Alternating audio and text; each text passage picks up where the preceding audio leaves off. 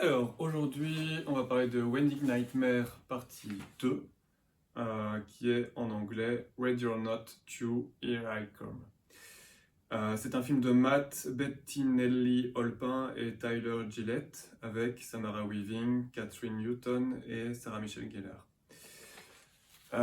J'avais énormément aimé le premier, vraiment le premier pour moi. Je ne vais pas dire que c'est un chef-d'œuvre, mais c'est vraiment un très très très bon film, vraiment dans le top des films que j'ai aimé voir. Et donc, voir cette deuxième partie, ça m'intriguait. Alors, c'est vrai que d'habitude, les films d'horreur, enfin, les films, quels qu'ils soient, ne sont pas toujours bons dans les suites, mais il y a parfois des exceptions. On pourrait prendre Alien, par exemple, Alien 2 est très très bon. Il y avait la présence de Sarah Michelle Gellar, donc ça me donnait envie aussi. Je me dis, tiens, comment ça va être? J'étais curieux. Je sais que l'héroïne du premier était vraiment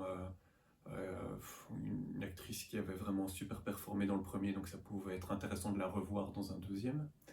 Je m'étais très peu intéressé au film, et donc le pitch du film, en fait, c'est que on arrive à la fin du premier et on continue. C'est vraiment la deuxième partie, on va dire ça comme ça. Or, le problème principal, c'est que déjà, le film, il n'a pas été conçu pour être tourné en deux parties. Cette deuxième partie totalement artificielle, et donc, pas dire que ça crée des problèmes de cohérence, mais on voit que c'est artificiel et ça ne marche pas du tout. Moi, mon impression, elle est que même si le casting, je le trouve pas forcément mauvais, mais ce film-là est en dessous du premier à absolument tout point de vue. Ma fille a aimé, mais moi, j'irais même jusqu'à dire que c'est presque catastrophique. En tout cas, c'est vraiment pas bon. Et on peut lister les choses. Donc, l'histoire, donc l'écriture et le scénario, c'est clairement le gros problème du deuxième, alors que c'était pour moi probablement une des grandes qualités du premier, mais il n'y avait pas que ça. Si je prends par exemple la photographie du premier, les couleurs et tout, c'était vraiment épique dans le premier, dans mes souvenirs, je ne l'ai pas revu récemment, avec notamment des scènes avec des couleurs qui étaient assez fantastiques. Ici c'est totalement nul. La bande musicale, elle donnait des moments absolument géniaux dans le premier, quand la chasse commence ou la chanson de fin du premier était absolument excellente. Ici, le deuxième ne démarre pas avec cette chanson, elle démarre avec une chanson totalement random, alors que c'est la même scène et on voit directement le changement. On voit directement, à aucun moment la musique ne va fonctionner. Ils ont pourtant essayé, et c'est ça le pire.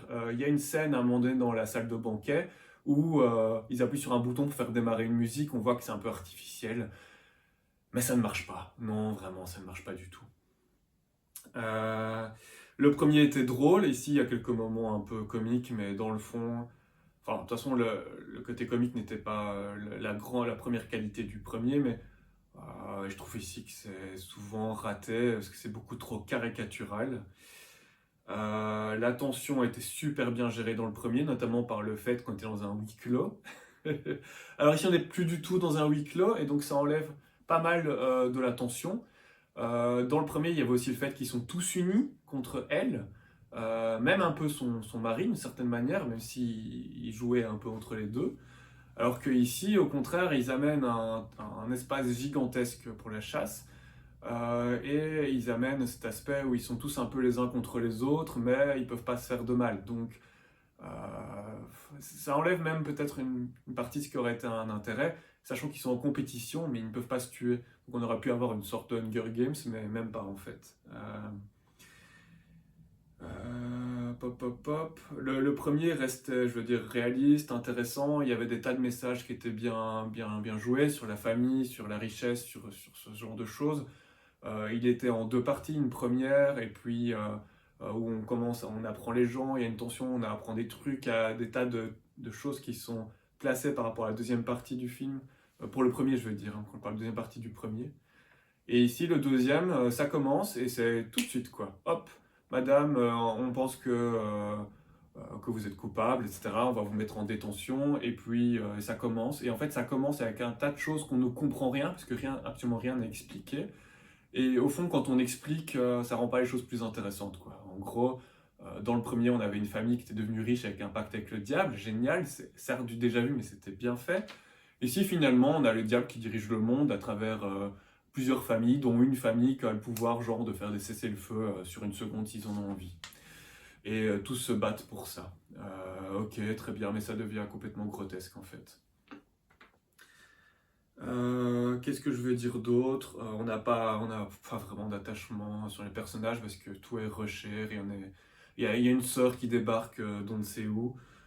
Les personnages sont pas vraiment cohérents entre eux. Par exemple, le frère jumeau, d'un coup, il devient hyper cruel alors qu'avant il était trop sensible ou je ne sais pas quoi.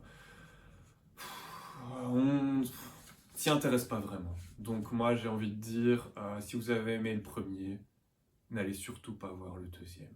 Voilà, c'est tout.